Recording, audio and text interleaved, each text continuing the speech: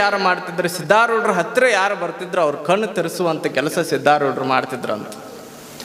ಸಿದ್ಧಾರೂಢರ ದರ್ಶನ ಮಾಡಿ ಅವಾಗ ಸಿದ್ಧಾರೂಢರಿಗೆ ಬೇಡಿಕೊಳ್ತಾರಂತ, ಯಪ್ಪ ನಾನು ನಿಮಗೆ ಬೈದಿದ್ದ ನಿಮಗೆ ಕೇಳಿದ್ದ ತಪ್ಪಾಯ್ತ್ರಿಪ್ಪ, ಅದಕ್ಕಾಗಿ ನಮ್ಮ ಮನೆಗೆ ಬರಬೇಕು, ನೀವು ಬಂದು ಆ ಪಾಪವನ್ನು ಕಳಿಬೇಕು ಅಂತ ಕೇಳ್ಕೊಂಡ್ರಂತ. ಅವಾಗ ಸಿದ್ಧಾರೂಢರು ನಾಣ್ಯಕ್ಕೆ ಬರಲಿ, ನಿಮ್ದೇನೋ ಪಾಪ ಐತ, ನಿಮ್ಮ ಕೆಲಸವನ್ನು ನೀವು ಮಾಡಿರಿ, ನಿಮ್ಮ ದುಡಿಮೆಯನ್ನು ನಿಮ್ಮ ಹೊಟ್ಟೆಯನ್ನು ತುಂಬಿಸ್ಕೊಳ್ಳಾಕ ಹಣ ವಸೂಲಿ ಮಾಡಾಕತ್ತೀರಿ ಅಂದರು. ಅವಾಗ ಅವ ಅಂದ, ಯಪ್ಪ ನಾ ಇನ್ನು ಮೇಲೆ ಇಂಥ ಕೆಲಸ ಮಾಡಂಗಿಲ್ಲ, ಭಾಳ ಚಲೋ ಕೆಲಸವನ್ನು ಮಾಡಿ ಹೌದೌದು ಅನಿಸಿಕೊಳ್ಳುವಂಗ ನಾ ಕೆಲಸ ಮಾಡ್ತೀನಿ ರೀ ಅಪ್ಪ ಅಂತ ಸಿದ್ಧಾರೂಢರಿಗೆ ಹೇಳಿದ್ನಂತ. ಆಯ್ತಂತ ತಿಳ್ಕೊಂಡು ಸಿದ್ಧಾರೂಢರು ಮುಂದೆ ಹೋಗ್ತಾರ. ಮತ್ತೆ ಹಿಂಗ ಸಂಚಾರ ಮಾಡ್ಕೋಂತ ಅಡವಿ ಒಳಗ ಹೋಗುವಂತ ಸಂದರ್ಭದೊಳಗ ಒಂದು 4 ಜಂಗಮರ ಆ ಸಿದ್ಧಾರೂಢರ ಎದುರುಗಡೆ ಬರ್ತಾರಂತ. ಯಾವಾಗ ಸಿದ್ಧಾರೂಢರು ಎದುರುಗಡೆ ಬಂದ್ರು ಅವಾಗ ಸಿದ್ಧಾರೂಢರಿಗೆ ಅಂಗಸಾಕತ್ರಂತ ನೋಡ್ರಿ ಜಂಗಮರ. ಕೊಳ್ಳಲ್ಲಿ ಲಿಂಗಿಲ್ಲ, ಲಿಂಗದ ಮಹಿಮೆಯನ್ನು ಹೇಳಕ ಬಂದಾನ ಇವ ಹುಚ್ಚ. ಯಾಕಂದ್ರೆ ಸಿದ್ಧಾರೂಢರು ತಮ್ಮೊಳಗ ಲಿಂಗದ ಅರಿವನ್ನು ಮೂಡಿಸಿಕೊಂಡಿದ್ರ ಸಲುವಾಗಿ ಲಿಂಗವನ್ನ ಮಠದೊಳಗೆ ಕಳಿಚಿಟ್ಟು ಬಂದಿದ್ರಂತ. ನನ್ನ ದೇಹವೇ ಲಿಂಗವಾಗಿ ಮಾರ್ಪಡಿಸಿದಾಗ ಹೊರಗಿನ ಲಿಂಗ ನನಗ್ಯಾಕೆ ಅಂತ ತಿಳ್ಕೊಂಡು ಲಿಂಗವನ್ನು ಕಳಿಚಿಟ್ಟು ಬಂದಿದ್ರಂತ. ಯಾವಾಗ ಅಡವಿ ಒಳಗ ಒಂದು 4 ಜಂಗಮರ ಹಿಂಗ ಅಸಹ್ಯ ಮಾಡಿದ್ರು, ಏ ಹುಚ್ಚ ಇವ ಲಿಂಗದ ಮಹಿಮೆ ಹೇಳ್ತಾನೆ, ಲಿಂಗದ ಬಗ್ಗೆ ಹೇಳ್ತಾನೆ, ತನಗ ಲಿಂಗಿಲ್ಲ, ಹಿಂಗ ಭಾಳ ಬೈದ್ರಂತ ಜಂಗಮರು. ಆಯ್ತು ಅಂತ ಸಿದ್ಧಾರೂಢರು ಮರುತ್ತರವನ್ನು ಕೊಡ್ಲಾರ್ದ ಮುಂದೆ ಬರ್ತಾರಂತ. ಮುಂದೆ ಬಂದಂಥ ಸಂದರ್ಭದೊಳಗೆ ಜಂಗಮರು ಅಲ್ಲೇ ಕಾಡಿನ ದಂಡೆ ಒಳಗಿರುವಂಥ ಹೊಳಿ ಒಳಗೆ ಹೋಗಿ ಸ್ನಾನವನ್ನು ಮುಗಿಸಿಕೊಂಡು ಮ್ಯಾಲ ಬಂದ ಲಿಂಗ ಪೂಜೆಗೆ ಕುಳಿತುಕೊಳ್ಬೇಕನ್ನಾಕತ್ತಿದ್ರು. ತಮ್ಮ ಲಿಂಗ ಹಿಂಗ ತೆಗಿಬೇಕನ್ನಾಕತ್ತಿದ್ರು. ಲಿಂಗ 4 ಜನದ ಲಿಂಗಗಳ ಮಾಯ ಆಗಿಬಿಟ್ಟಿದ್ವು ಅಂತ. ಲಿಂಗಗಳ ಕಾಣಲಾಗ್ಯಾವು, ಎಲ್ಲಿ ಹೋದು ಅಂತ 4 ಜನ ಹುಡುಕ್ತಾರಂತ. ಹೊಳಿ ಒಳಗೆ ಹೋಗಿ ಹುಡುಕ್ತಾರಂತ. ಎಲ್ಲ ಕಡೆ ಎಲ್ಲೆಲ್ಲಿ ತಿರುಗಾಡಿದ್ರೆ ಎಲ್ಲ ಕಡೆ ನೋಡ್ತಾರಂತ. ಎಲ್ಲವೂ ಕೂಡ ಲಿಂಗ ಸಿಗೋದೇ ಇಲ್ಲ. ಅವಾಗ ಅವ್ರಿಗೆ ನೆನಪಾಯ್ತು, ನಾವು ಒಬ್ಬ ಯಾವ ಹುಚ್ಚನಂಗಿರುವಂಥ ವ್ಯಕ್ತಿಗೆ ಅಪಹಾಸ್ಯವನ್ನು ಮಾಡಿದ್ವಿ, ಆತ ಲಿಂಗವನ್ನು ಧರಿಸಲಾರದ ಲಿಂಗದ ಮಹಿಮೆಯನ್ನು ಏನು ಹೇಳ್ತೀಯ ಅಂತ ಬೈದಿದ್ವಿ, ಅದರ ಪರಿಣಾಮ ಇರ್ಬೋದೇನು ಅಂತ ತಿಳ್ಕೊಂಡು ಒಂದು 4 ಜಂಗಮರು ಒಂದೊಂದು ದಿಕ್ಕಿನೊಳಗೆ ಸಿದ್ಧಾರೂಢರನ್ನ ಹುಡುಕಾಕತ್ರಂತ. ಹುಡುಕೊಂತ ಹೋಗ್ತಾರೆ. ಅವಾಗ ಒಂದು ಕಡೆ ಹಿಂಗ ಹೊಂಟಿದ್ರು ಸಿದ್ಧಾರೂಢರು ಜೋಳಿಗೆಯನ್ನು ಹಾಕೊಂಡು ಸಿದ್ಧಾರೂಢರನ್ನು ತಡೆದ್ರು. ಸಿದ್ಧಾರೂಢರ ತಪ್ಪಾತ್ರಿಪ್ಪ, ನಾವು ಲಿಂಗ ಶರೀರವನ್ನು ಹೊಂದಿರುವಂಥ ಸಿದ್ಧಾರೂಢರಿಗೆ ಅಪಹಾಸ್ಯವನ್ನು ಮಾಡಿದ್ದು, ನಿಮ್ಮನ್ನ ಬೈದಿದ್ದು ತಪ್ಪಾಯಿತು, ನಮ್ಮನ್ನು ಕ್ಷಮಾ ಮಾಡ್ರಿ, ಮತ್ತು ನಮ್ಮ ಲಿಂಗವನ್ನು ನಮಗೆ ಕೊಡ್ರಿ ಅಂತ ಸಿದ್ಧಾರೂಢರಿಗೆ ಕೇಳ್ಕೊಂಡ್ರಂತ. ಅವಾಗ ಸಿದ್ಧಾರೂಢರು ಮತ್ತೆ ಏನೂ ಮಾತಾಡಲಿಲ್ಲ. ಆಯ್ತು ತಗೋರಿಪ್ಪ ಅಂತ ಹೇಳಿ ಮತ್ತೆ ಮುಂದೆ ಬರ್ತಾರಂತ. ಅವ್ರ ಕೊಳ್ಳೊಳಗೆ ಲಿಂಗ ಹಂಗಾಯಿತ್ತಂತ, ಹಂಗಾಯಿತ್ತಂತ. ನೋಡ್ರಿ ಸಿದ್ಧಾರೂಢರ ಅಗಾಧವಾಗಿರುವಂಥ ಶಕ್ತಿ ಎಷ್ಟು ದೊಡ್ಡದು. ಬರೀ ಅವರ ದೃಷ್ಟಿಯೋಗ, ಹಸ್ತಪರುಷ ಬಹಳ ಶಕ್ತಿಯನ್ನು ಹೊಂದಿದ್ದು ಅಂತ ಹೇಳ್ತಾರೆ. ನಾವೆಲ್ಲ ಬಹಳ ಚಲೋ ಲಿಂಗಾಯತರು ಅಂತ ಅಂತೀವಿ, ನಮ್ಮ ಕೊಳ್ಳೊಳಗೆ ಲಿಂಗನ ಇಲ್ಲ. ಹೌದಲ್ರಿ? ಒಬ್ಬ ಮನುಷ್ಯ ಕಾಡಿಗೆ ಹೋಗಿದ್ದ ಅಂತ. ಕಾಡಿಗೆ ಹೋಗುವಂಥ ಸಂದರ್ಭದೊಳಗೆ ದಿನ ತನ್ನ ಕೈ ಒಳಗೆ ಗನ್ ಹಿಡ್ಕೊಂಡು ಹೋಗೋ. ಮತ್ತು ಕಾಡೊಳಗೆ ಹೋಗುವಂಥ ಸಂದರ್ಭದೊಳಗೆ ಗನ್ನ ಲೈಸೆನ್ಸ್ ಕೊಟ್ಟಿರ್ತಾರೆ. ಯಾವುದಾದ್ರೂ ಕಾಡು ಪ್ರಾಣಿಗಳು ಎದುರಿಗೆ ಬಂದು ಅಂದ್ರೆ ಅವುಗಳನ್ನು ಎದುರಿಸುವ ಸಲುವಾಗಿ ಅಂತ. ಯಾವಾಗ ಒಂದು ದಿನ ಹೋಗುವಂಥ ಸಂದರ್ಭದೊಳಗೆ ಆ ಗನ್ ಮರ್ತು ಹೋಗ್ಬಿಡ್ತಾನ. ಗನ್ ಮರ್ತು ಬರೀ ಲೈಸೆನ್ಸ್ ತೊಗೊಂಡು ಕಿಸೆದೊಳಗೆ ಇಟ್ಕೊಂಡು ಹೋಗಿರ್ತಾನ. ಕಾಡ ಪ್ರವೇಶ ಆಗ್ತಾನ. ಎದುರುಗಡೆ ಒಂದು ಹುಲಿ ಬರಾಕತ್ತು. ಎದುರಿಗೆ ಹುಲಿ ಬರಾಕತ್ತು. ಹಿಂಗೆ ನೋಡ್ತಾನ, ಗನ್ನು ಮರ್ತು ಬಂದಾನ, ಗನ್ನ ಇಲ್ಲ. ಅವಾಗ ಹಿಂಗೆ ಕಿಸದೊಳಗೆ ಕೈ ಹಾಕ್ತಾನ. ಏನೋ ಒಂದು ಚೀಟಿ ಸಿಗ್ತದೆ, ಹಿಂಗೆ ತೆಗೆದು ನೋಡ್ತಾನ, ಲೈಸೆನ್ಸ್ ಇರ್ತದ. ಓಹೋ, ಗನ್ ಮರ್ತು ಬಂದಿನ ಮನ್ಯಾಗ, ಲೈಸೆನ್ಸ್ ತಂದೀನಿ. ಈ ಹುಲಿಗೆ ಲೈಸೆನ್ಸ್ ತೋರಿಸಿದ್ರೆ ಓಡಿ ಹೋಗ್ಬೋದು, ನನ್ನ ಕಡೆ ಗನ್ ಐತೆ ಅಂತ ತಿಳ್ಕೊತದ ಅಂತ ತಿಳ್ಕೊಂಡು ಆ ಲೈಸೆನ್ಸ್ ತೊಗೊಂಡು ಹುಲಿಗೆ ತೋರಿಸಿದ್ನಂತ. ಏ ಹುಲಿರಾಯ್ ನೋಡಿ ನನ್ನ ಕಡೆ ಲೈಸೆನ್ಸ್ ಐತೆ, ಬರಬೇಡ ನನ್ನ ಕಡೆ ಅಂದ. ಹೊಕ್ಕತ್ತೇನ್ರಿ ಅದು? ಹಾ, ಆ ಹುಲಿ ಅಂತಂತ ಹೊಳಿ ಯೋ ಮಾರಯ್ಯ ಮನುಷ್ಯ ಮಾಡ್ಕೊಂತ ಹೋಗುವಂಥ ಸಂದರ್ಭದೊಳಗೆ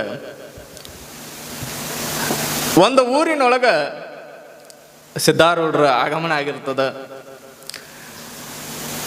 ಅಲ್ಲಿ ಒಂದು ತಾಯಿ ತನ್ನ ಮಗನನ್ನ ಸಿದ್ಧಾರೂಢರ ಕಡೆ ಕರ್ಕೊಂಡು ಬಂದು, ಯಪ್ಪ ಸಿದ್ಧಾರೂಢ, ನಮ್ಮ ಮನೆ ಒಳಗ ಒಂದು ವಿಘ್ನ ಕಾಡಕತ್ತೈತಪ್ಪ.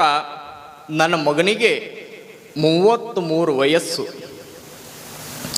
ನನ್ನ ಮಗ ನೋಡೋದಕ್ಕೆ ಬಹಳ ಚಲೋ ಅದಾನ. ಆಸ್ತಿಗೇನು ಕಿಮ್ಮ ಬೆಲೆಯನ್ನ ಕಟ್ಲಿಕ್ಕೆ ಆಗೋದಿಲ್ಲ. 200 ಎಕರೆ ಆಸ್ತಿ ಐತ. ಮಗ ನೋಡಕ ಬಹಳ ಚಲೋ ಅದಾನ, ಸಿರಿವಂತನೂ ಕೂಡ ಅದಾನ. ಎಷ್ಟು ಬೇಕಷ್ಟು ಬಂಗಾರ ಐತು, ಕೊಡಾಕ ನಾವಂತೂ ರೆಡಿನ ಅದೀವಿ, ಅವ್ರು ಕೊಡೋದು ಬೇಡ. ಆದ್ರ ಒಂದು ಮಾತು, ನನ್ನ ಮಗನಿಗೆ ಮದುವೆ ಆಗ್ಲಾರ್ದಂಗೆ ಮಾಡೈತೆಪ್ಪ ಅಂತ ಅಂದ್ಲು. ಯಾ ಮಾತೆವ? ಏನಿಲ್ಲಪ್ಪ ಸಿದ್ಧಾರೂಢ, ಒಬ್ಬ ಜ್ಯೋತಿಷ್ಯ ಬಂದಿರುವಂತ ಸಂದರ್ಭದೊಳಗ ಜ್ಯೋತಿಷ್ಯಗಾರ ಆತ ಹೇಳಿದ, ನಿನ್ನ ಮಗ ಮದುವೆ ಆದ್ರ ಯಾವತ್ತು ಮದುವೆ ಆಗ್ತಾನ ಅವತ್ತೇ ಆತನ ಸಾವಾಗ್ತದ ಅಂತ ಹೇಳಿದ. ನಿನ್ನ ಮಗ ಮದುವೆ ಆದ ದಿನವೇ ಆತ ಈ ಭೂಮಿಯನ್ನ ಬಿಟ್ಟು ಹೋಗ್ತಾನ ಅಂತ ಒಬ್ಬ ಜ್ಯೋತಿಷ್ಯಗಾರ ಹೇಳ್ಯಾನಪ್ಪ.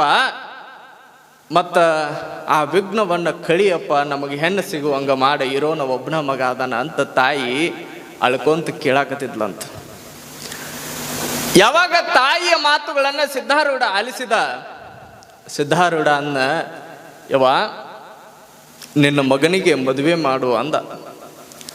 ಸಿದ್ಧಾರೂಢರು ನೋಡ್ರಿ, ನಿನ್ನ ಮಗನಿಗೆ ಮದುವೆ ಮಾಡು, ಒಂದು ವೇಳೆ ಹಂಗೇನಾದರೂ ವಿಘ್ನ ಮದುವೆ ಆದ ಮೇಲೆ ನಿನ್ನ ಮಗ ಸಾಯುವಂತ ಪರಿಸ್ಥಿತಿ ಬಂದ್ರು ಕೂಡ ಅದನ್ನು ನೋಡಿಕೊಳ್ಳಾಕ ನಾನು ಸಿದ್ಧಾರೂಢ ಅದೀನಿ, ನಿನ್ನ ಮಗನಿಗೆ ಮದುವೆ ಮಾಡುವ ಅಂತ ತಾಯಿಗೆ ಭರವಸೆ ಕೊಟ್ಟನಂತ. ಯಾವಾಗ ತಾಯಿಗೆ ಈ ಮಾತುಗಳನ್ನ ಹೇಳಿದ ಸಿದ್ಧಾರೂಢ, ಆ ಮಾತಿನಂಗ ನಡ್ಕೋಬೇಕಲ್ರಿ. ಆದ್ರೆ ಸಿದ್ಧಾರೂಢ ಇದ್ದು ಊರಿನೊಳಗೆ ಅದ ಊರಿನೊಳಗೆ ಇರೋ ಅಲ್ಲ, ಮುಂದೆ ಹೋಗ್ಬಿಡೋರು ಅವ್ರು ಸಿದ್ಧಾರೂಢರು. ಅಡ್ಡಾಡ್ಕೊಂತ ಹೋಗುವಂತ ಸಿದ್ಧಾರೂಢರು ಏನೋ ಮಾತು ಕೊಟ್ಟು ಹೋದ್ರು. ಮುಂದೆ ಆ ತಾಯಿ ಗುರುವಿನ ಮೇಲೆ ಎಷ್ಟು ನಿಷ್ಠೆ ಭಕ್ತಿ ಅಂದ್ರೆ ಬಹಳ ಒಳಗಿನಿಂದ ನಂಬಾಕತ್ಲು ತಾಯಿ. ಮನೆ ಒಳಗ ಸಿದ್ಧಾರೂಢ ಸಿದ್ಧಾರೂಢ ಶಿವನೇ ಸಿದ್ಧನೇ ಶಿವ ಅನ್ನಕತ್ಲು.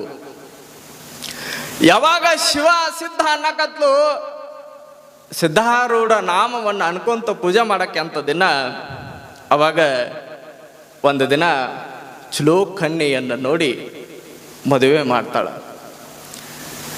ಯಾವಾಗ ತಾಯಿ ಮದುವೆಯನ್ನ ಮಾಡ್ತಾಳ, ಆ ಹೆಣ್ಣು ಕೂಡ ಕನ್ಯೆ ಹೆದರ್ಕೊಂತನ ಬಂದಿರ್ತಾಳ. ಮದುವೆ ಏನೋ ಆಯ್ತು. ಒಂದು ಜ್ಯೋತಿಷ್ಯಗಾರ ಹೇಳಿದ್ರು, ಮದುವೆ ಹೊಸ್ತಿಲನ್ನ ಯಾವಾಗ ತುಳಿತೀಯೋ ಅವತ್ತೇ ನಿನ್ನ ಸಾವಾಗ್ತದ. ಮದುವೆ ಅಂತೂ ಆದ್ರೂ ಜೋಡಿ ಮ್ಯಾಲ ಇಬ್ರು ಊಟ ಕುಂತಿದ್ರಂತ. ಭಕ್ಷ್ಯ ಭೋಜನಕ್ಕೆ ಉಣ್ಲಿಕ್ಕೆ ಕುಳಿತಿರುವಂತ ಸಂದರ್ಭದೊಳಗೆ ಎಲ್ಲ ಚೆನ್ನಾಗಿ ಊಟ ಮಾಡಿ ಈತ ಗಂಡ ತಟ್ಟೆ ತೊಳಿಬೇಕು ಅಂತ ಅಲ್ಲೇ ನಳದ ಹತ್ರ ಹೋಗಿರ್ತಾನ. ತನ್ನ ಅಂಗಾಳನ್ನ ತನ್ನ ತಟ್ಟೆಯನ್ನ ಹಿಡಿದುಕೊಂಡು ನಳದ ನೀರಿಗೆ ಹಿಡಿದಿಂಗ ತೊಳ್ಯಾಕತ್ತಿರ್ತಾನ ತಟ್ಟೆಯನ್ನ. ಅವಾಗಿಂದ ಅಲ್ಲೇ ಟಾಕೆ ಹಿಂದ್ಗಡೆ ಇದ್ದಂತ ಒಂದು ಹಾವು ಅಲ್ಲೇ ಬರ್ತದ ನೋಡಿ ಕಾಲಾಗ. ಯಾವಾಗ ಆತನ ಕಾಲೊಳಗೆ ಬಂತು ಓಡಾಕತ್ತ, ಏ ಹಾವು ಹಾವು ಹಾವು ಹಾವು ಅಂತ ಓಡಾಕತ್ತ. ಅದ್ರ ಹಾವು ಇವನೋ ಬೆನ್ನ ಹತ್ತಿತ್ತಂತದು. ಅವಾಗ ಅಲ್ಲಿದ್ದವ್ರು ಅನ್ಕೊಳಕತ್ರು, ಜ್ಯೋತಿಷ್ಯಗಾರ ಹೇಳಿರುವಂತ ಮಾತು ತಪ್ಪಾಗ್ತದೇನು? ಜ್ಯೋತಿಷ್ಯಗಾರ ಹೇಳಿದ್ರು ತಪ್ಪಾಗೋದಕ್ಕ ಸಾಧ್ಯನೇ ಇಲ್ಲ.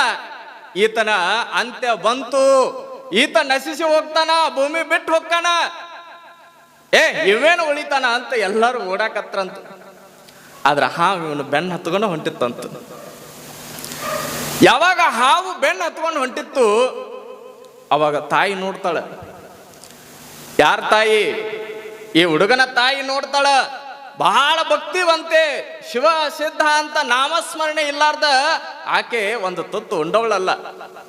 ಯಾವಾಗ ಈ ಹಾವು ಬೆನ್ನು ಹತ್ಕೊಂಡು ಹೋಗೋದು ನೋಡಿದ್ಲು ತಾಯಿ, ಅವಾಗ ತಾಯಿ ಅಂತಾಳಂತ, ಯಪ್ಪಾ ಸಿದ್ಧಾರೂಢ ಅನ್ನೋದ ತಡ ಯಾವುದೋ ಒಂದು ಮೇಲಿನಿಂದ ಹತ್ತು ಬಂದ ಹಾವು ಎತ್ಕೊಂಡು ಹೋಗ್ಬಿಡ್ತಂತ. ನೋಡ್ರಿ, ಹಾವು ಎತ್ಕೊಂಡು ಹೋಗ್ಬಿಡ್ತಂತ.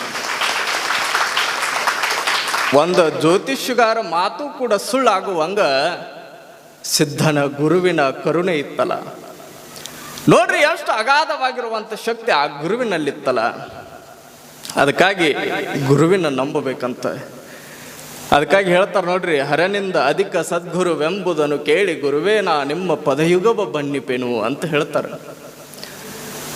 ಒಂದು ವೇಳೆ ಹರ ನಮ್ಮನ್ನ ಕಾಪಾಡಲಿಲ್ಲ ಅಂದ್ರೂ ಕೂಡ ಗುರು ಕಾಪಾಡ್ತಾನಂತ. ಹರನಿಗಿಂತಲೂ ಶ್ರೇಷ್ಠವಾದವನು ಗುರು ಅಂತ ಹೇಳ್ತಾರ. ನಾನ್ ನಿಮ್ಗೊಂದು ಪ್ರಶ್ನೆ ಕೇಳ್ತೀನಿ. ಒಂದು ಕಡೆ ಹರ, ಒಂದು ಕಡೆ ಶಿವ, ಇನ್ನೊಂದು ಕಡೆ ಗುರು. ಇಬ್ಬರನ್ನ ನಿಮ್ಮ ಎದುರುಗಡೆ ತಂದ ನಿಲ್ಲಿಸಿದ್ರ ನೀವು ಮೊದಲು ನಂಬೋದು ಯಾರಿಗ್ರಿ? ಮೊದಲು ತಪ್ಕೊಳ್ಳೋದು ಯಾರಿಗೆ? ಮೊದಲು ಕೈ ಹಿಡಿಯೋದು ಯಾರಿಗೆ? ಹಂಗ ಬಹಳ ಚಲೋ ಮನುಷ್ಯ ನೋಡಿ ಇರುವೆ ಕಿಶ ಒಳಗ ಕುಳಿತುಕೊಂಡ್ರ ಬೆಂಗಳೂರಿಗೆ ಬಹಳ ಈಸಿಯಾಗಿ ಹೋಗ್ತದ, ಬಹಳ ಬೇಗ ತಲುಪ್ತದ. ಹಂಗ ಗುರುವಿನನ್ನ ಗಟ್ಟಿಯಾಗಿ ಹಿಡಿದುಕೊಂಡಾಗ, ಒಳ್ಳೆ ಗುರುವನ್ನ ಗಟ್ಟಿಯಾಗಿ ಪಾದವನ್ನ ಹಿಡಿದುಕೊಂಡಾಗ ಮುಕ್ತಿ ಅನ್ನುವಂತ, ಪರಮಾತ್ಮ ಅನ್ನುವಂತ ಸ್ವರ್ಗವನ್ನ ಗಟ್ಟಿಯಾಗಿ ಹಿಡ್ಕೋಬಹುದು ನೋಡ್ರಿ, ಬಹಳ ಬೇಗ ಹಿಡ್ಕೋಬಹುದು. ಗುರು ಒಲಿದು ಆಶೀರ್ವಾದ ಮಾಡಿದ ಅಂದ್ರ ಏನು ಅಸಾಧ್ಯವೋ ಅದನ್ನು ಸಾಧ್ಯವಾಗಿಸಬಹುದಂತ. ಆತ ಸುಮ್ಮ ಹಿಂಗ ಕೈ ಆಶೀರ್ವಾದ ಮಾಡಿದ ಅಂದ್ರ, ಆತ ಅಡ್ಡಾಡಿರುವಂತ ನೆಲ ಆತನ ಧೂಳನ್ನ ಹಣೆಗೆ ಹಚ್ಚಿಕೊಂಡ್ವಿ ಅಂದ್ರ, ಹಲವು ಮಾತೇನು ನೀನೊಲಿದು ಪಾದವ ನೆಟ್ಟ ನೆಲವೇ ಸುಕ್ಷೇತ್ರ ಜಲವೇ ಪಾವನ ತೀರ್ಥ. ಸುಲಭ ಶ್ರೀ ಗುರುವೇ ಕೃಪೆಯಾಗು ಅಂತ ಹೇಳ್ತಾರೆ.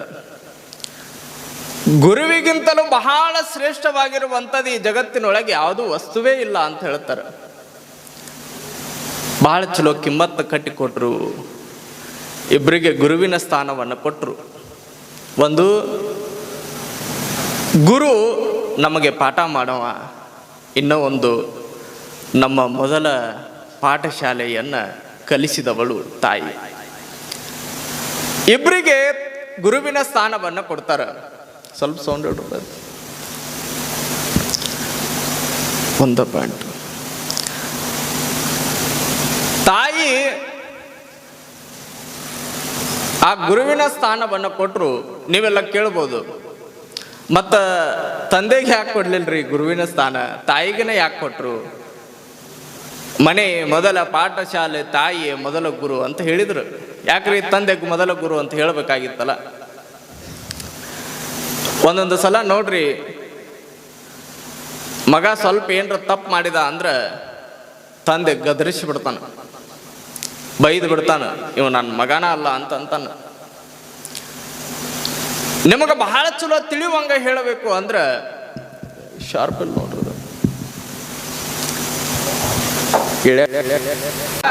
ಓಕೆ,